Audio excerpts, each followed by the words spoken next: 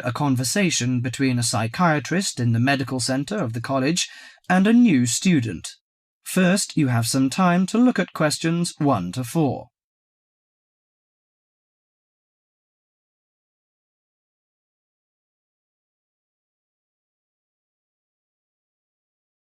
Now listen carefully to the conversation and answer questions 1 to 4.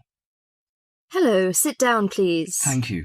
Now, you are a new patient, aren't you? Yes, that's right. OK, so I'd better get some basic details down first. Right, we'll start with your name. Martin Hansen. Do you spell that S-O-N or S-E-N? Hansen.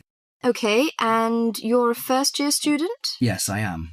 Study in? Electronics, actually. I hope you enjoy it. Thanks. And your address?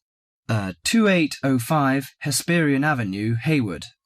2805 and Hesperian. Yes, that's Hesperian. Hayward, Hayward. And your phone number? 734-246-55. 734-264-55. No, you got the 6 and the 4 the wrong way round. It's 246-55. Huh? Sorry, right. And, when were you born?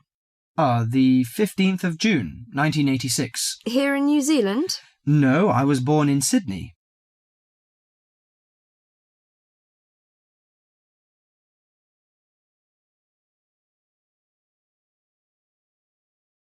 Before you hear the rest of the conversation, you have some time to look at questions 5 to 10.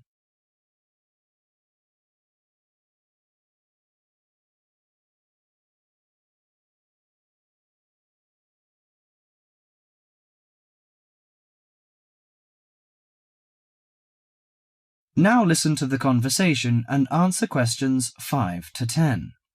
Good. So, what's your problem? Well, frankly, I wonder whether it is a problem. I get the blues, and it lasts for quite a while. I don't know how to... Yes, we all feel sad or get the blues now and again. Generally, our sadness lessens in time, and with the support of friends. However, if the depression leads to difficulty in thinking and greatly disrupts your daily routine, it can be evidence of a psychiatric problem. What do you feel exactly? I always feel sad and worthless. I find it hard to fall asleep and wake up early in the morning. How long has it lasted? Nearly half a month. Do you feel fatigue or loss of energy? Or you may have lost interest or pleasure in usual activities? Yes, sometimes. At first I thought I could overcome it by myself, but I failed, and I'm so glad that you came here. It seems that you are suffering mild depression from your symptoms. Depression? Yes, I feel depressed sometimes. But why would I... Depression may occur as a result of biochemical changes in the body. Alcohol, amphetamines, cocaine, and LSD can bring on depression. Those who have a family history of depression usually have a greater risk of depression. Sometimes the worrying changes in life can lead to depression. I see. I had a really bad breakup of a love relationship. It makes me feel hopeless. Do you think I need some treatment? Yes. Antidepressant medications are often used to treat depression, if it is serious. But I don't suggest them at first because of the side effects. I suggest psychotherapy, which can give you support and help you regain control. So do I need to come here every day? No, I will arrange counselling sessions for you, which will last 12 to 20 weeks. You come here once or twice each week. The psychotherapy is directed at helping you gain insight and understanding about events in your life, which may have contributed to your depression. With growing insight, you can often learn more effective ways of coping with your feelings and changing your behaviour. What can I do to take care of myself? Well, at first you should do some physical exercises on a regular basis, at least 3 times a week. How is your food? Do you eat well? Yes, I think so. I eat at my homestay family. Good. Find a hobby or a positive recreational activity to participate in once or twice a week. I know it's difficult for you, though. When you feel it's hard to overcome the depression, come to the counselling session. Remember, ask for help if the load is too heavy to handle. Yes, I'll try. So, when will my counselling session begin? I'm going to arrange that for you. That is the end of part 1. You now have half a minute to check your answers.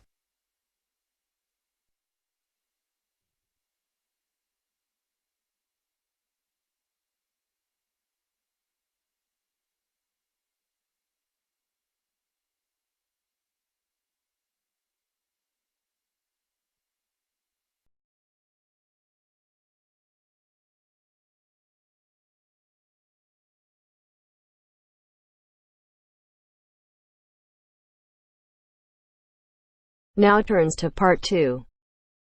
Part 2. You are going to hear a conversation between a student and a driving instructor. First, look at questions 11 to 14.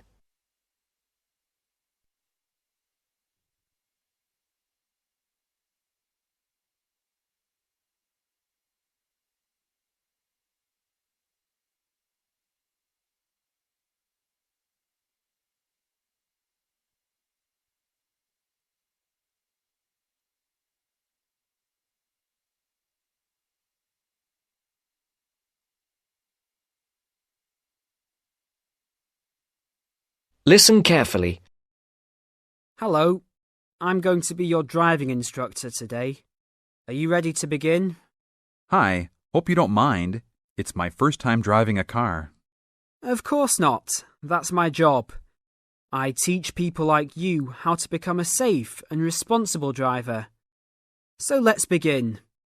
Remember, the most important rule of driving: safety first. There are some steps to follow. First, you should put on your seatbelt. You should always remember to do that. In case of an accident or emergency, having a seatbelt on is of utmost importance. Okay, I have my seatbelt on. Now what should I do? Start the car. Good. Now make sure that the steering wheel is in the proper position and that your seat is not too far or not too close to the pedals. I'm all ready to go. Should I shift into first gear? Don't forget to put the parking brake down. You don't want to drive with that up. Oh yeah, I almost forgot. If I have the parking brake on, I won't be able to accelerate. Yes, that's right. Now put the car in reverse and slowly back out of the parking space. Good. Put the car in first gear. When should I shift? Is it better to shift slowly or quickly? You can shift whenever you feel is appropriate. This means shifting should occur smoothly. Do not shift too slowly or you will stall. Shifting too fast will waste gas. Shifting is simple.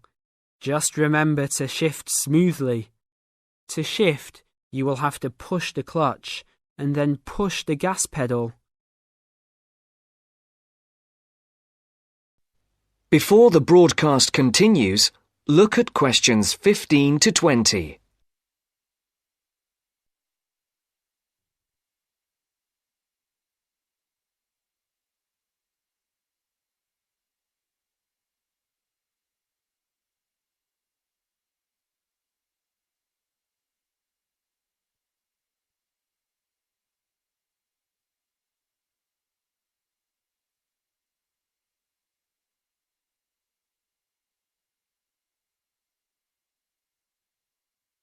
You will now listen to the second part of the talk. Remember, smoothly is the key to good shifting. Like this? Yes, that's good. Now keep it slow. Don't drive very fast just yet. Be sure to constantly check your mirrors for oncoming traffic. Always be aware of everything that is around you, including 3 important things. Remember these 3: people crossing the streets, other cars, and bicycles riding next to you. What should I do if I see a yellow light? Well, it's always better to brake instead of trying to run it. But if you're travelling at a speed where it's impossible to stop in time, then you should try to make it across the intersection. But remember, You should always try to stop. It's the safest way to avoid an accident. Even if I have to brake very suddenly? Yes, even if you have to brake suddenly. What about if a driver behind me is going a lot faster than I am? You should always be ready to move to a slower lane if a driver behind you is forcing you to go faster than you are comfortable with. Never try to speed up to accommodate a faster driver. You could risk an accident or a speeding ticket. It's better to let him go. That sounds like good advice. Be careful. There is a sharp turn up ahead. Remember to brake before turns. Otherwise, you might flip over if your speed is too high going into a turn. Got it. I know that I should always try to observe all traffic safety. That's right. If safety is not your first priority, it will make driving very dangerous for you and other drivers on the road. Okay, park the car here. You did a great job today for your first day. I'll see you in 3 days. Thanks so much. I will see you then.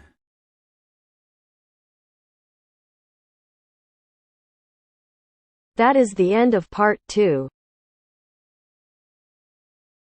You now have half a minute to check your answers.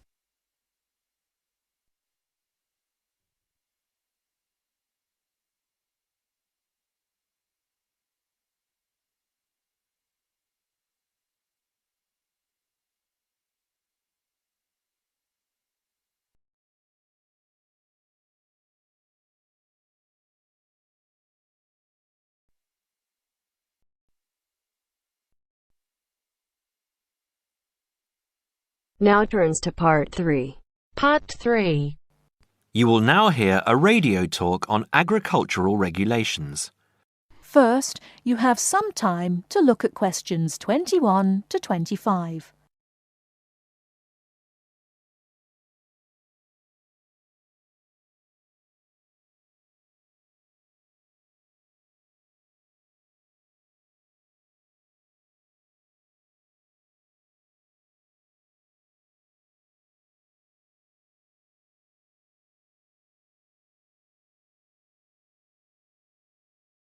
Now listen carefully and answer questions 21 to 25. Could there be clearer proof of the arrogance and indifference of those who are supposed to keep our food safe than the muzzling of John Verrill? Agriculture is a business, true, and businesses have to make money. But this shows how ministers and officials put the profits of the agriculture business before the well-being of the British people. Mr. Verrill, a pharmaceutical chemist, was appointed to represent consumers on one of the many committees that advise the government on food safety. When he tried to do his job, though, and wanted to warn ministers of a danger to children's health, he was refused permission to do so. The danger comes from hormones given to cattle in the USA and some other countries to make them grow faster. They speed up the animal's development to maturity, thus making meat production more profitable.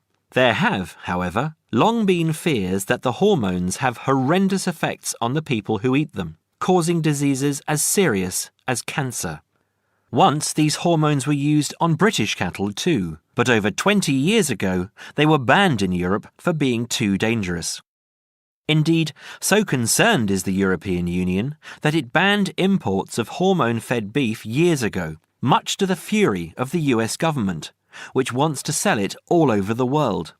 Several years ago, the USA and Canada asked the World Trade Organization to declare the ban illegal and to punish Europe for failing to lift it. The WTO, with its long record of refusing to let environmental or safety concerns interfere with trade, agreed, imposing fines of more than $120 million a year on the EU for its refusal to back down. The British government now backs the Americans, claiming that there is no proof that hormone-fed beef does any harm. This is where Mr. Verrill comes in. He is very angry with the government, especially as their claim comes out just after a Danish study shows that growth hormones are 200 times more dangerous than was previously thought. Worried by these findings, Mr. Verrill spoke to government representatives, who did nothing. Before you hear the rest of the talk, you have some time to look at questions 26 to 30.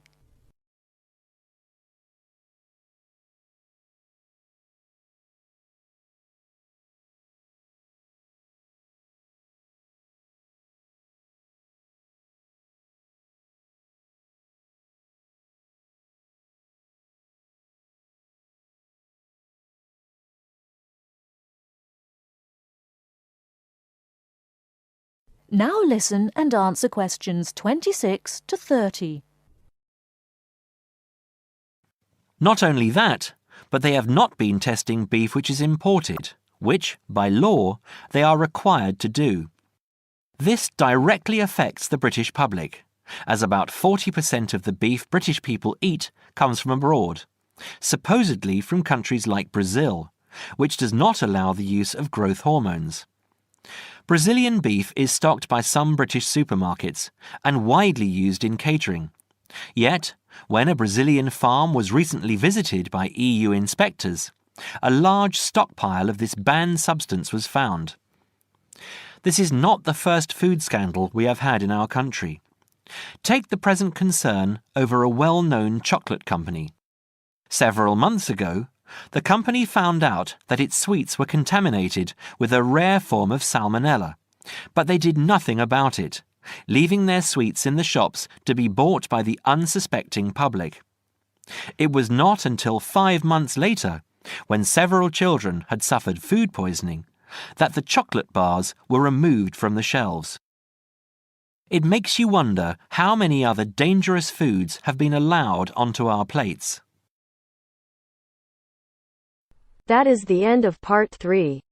You now have half a minute to check your answers.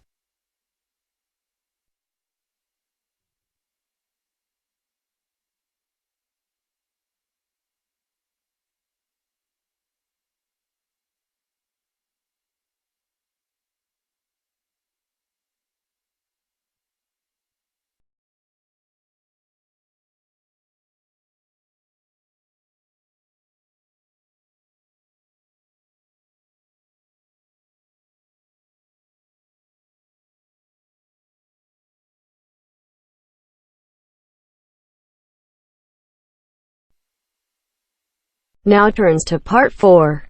Part 4. You're going to listen to a talk about tea in the UK. First, you have some time to look at questions 31 to 40.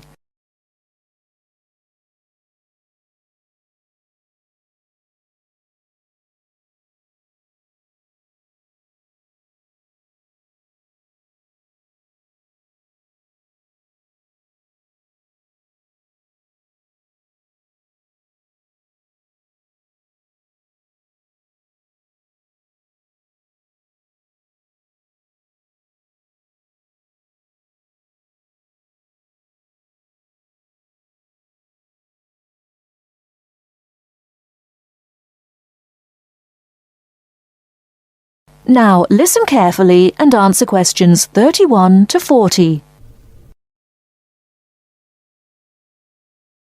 During the 1930s, there was a popular song which had the title "Everything Stops for Tea," and to millions of British people, a restful cuppa is still an ideal way to relax for a few minutes from the rigours of the day.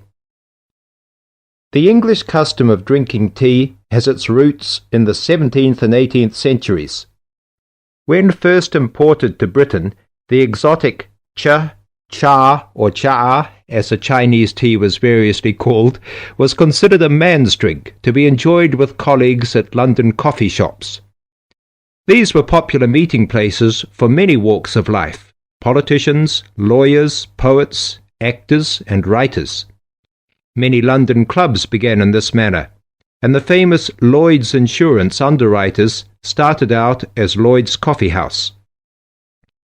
In 1706, the first coffee house that offered tea was Tom's Coffee House, owned by Thomas Twining. He realized that he needed to introduce an added attraction to compete with the many other coffee houses in London, and tea was rare, exotic, and extremely expensive. With these credentials, tea became an exclusive drink and enabled Twining to open a tea shop under the sign of the Golden Lion in the Strand. By the 18th century, the ladies of the more affluent classes were going China mad, using tea as an excuse for displaying their extravagant purchases of Chinese porcelain and Dresden tea sets. A comprehensive tea tray would consist of a teapot and stand, teacups and saucers, sugar bowl, milk jug, and basin for discarded tea and tea leaves. Tea was still expensive and kept in locked tea caddies. Skilled craftsmen fashioned caddies of carved inlaid woods fitted with crystal and precious metals. To ensure the servants weren't tempted by this priceless commodity, the caddy was kept locked, and only the mistress of the house held the key and prepared tea when guests came to visit. No well-brought-up young Englishwoman could consider herself socially acceptable unless she knew how to brew a proper cup of tea. As the 18th century progressed, changes in commerce and working hours resulted in the main meal of the day being taken much later in the evening. The prospect of lasting from breakfast until evening did not appeal to the Duchess of Bedford, who is usually credited with being the first to alleviate late afternoon hunger pangs by introducing a small 4 o'clock meal served with tea. With time, the light, wafer-thin toast or delicate white bread gave way to exotic fillings like tomato and egg, cucumber, chicken, or potted shrimps, followed by buttered scones, crumpets, or elegant pastries. The popularity of tea continued to spread, but it was not until 1839 that the first shipment of Assam Indian tea was landed in Britain. A healthy trade with India was soon established, and tea clippers, like the Cutty Sark, now a museum in a dry dock at Greenwich, were reaching the peak of their sailing days. In 1879, the first limited shipments of Ceylon tea began to arrive, and by 1880 this had been firmly established alongside Indian and China teas, giving the broad range of teas that are available today. There have been few changes in 3 centuries of tea trading. London is still the centre, and indeed Twinings still has a shop on the site of the original Tom's Coffee House at 216 The Strand. The name Twining has been linked with tea for over 280 years.